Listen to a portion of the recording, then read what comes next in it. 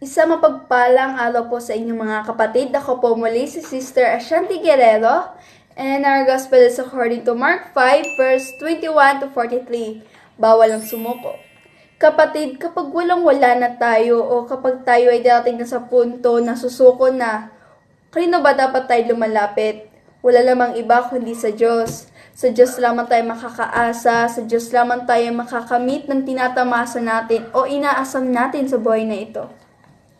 Kapag tayo ay nawawalan na ng lakas na magamit pa at wala na tayong tao na makakapitan pa, don't forget that God always here for us. And mga kapatid, our gospel for today is repeating reminding for all of us na there's no reason to give up hope and there's no reason na tayo ay bumitaw. Si Jairus, siya po ay hindi isang Hudyo, in fact, siya po ay isang Romano o pinuno. For the point of views many people in this time, Jairus was important person. But Jairus is desperate. And his desperation, he will willing to do anything. Even if violate his friendship, even if violate his belief. He will do anything when a person is desperate.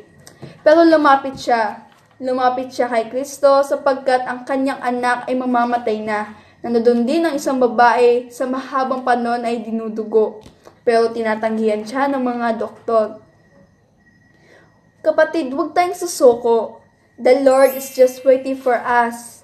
The Lord is just wanted to us to keep going on. To keep moving forward.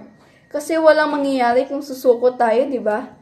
Nabigo tayo ng 1, 2, 3, 4, ano naman. Sabi nga po, hanggat buhay, hanggat humihinga, pwede pang may magbago sa buhay natin.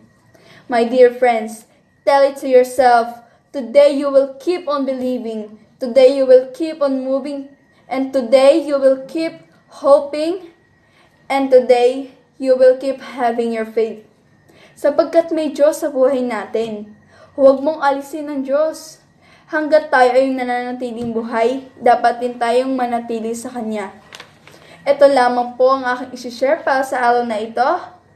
And we invited you to please subscribe Facebook PH YouTube channel and download the Facebook app or register at www.facebook.ph.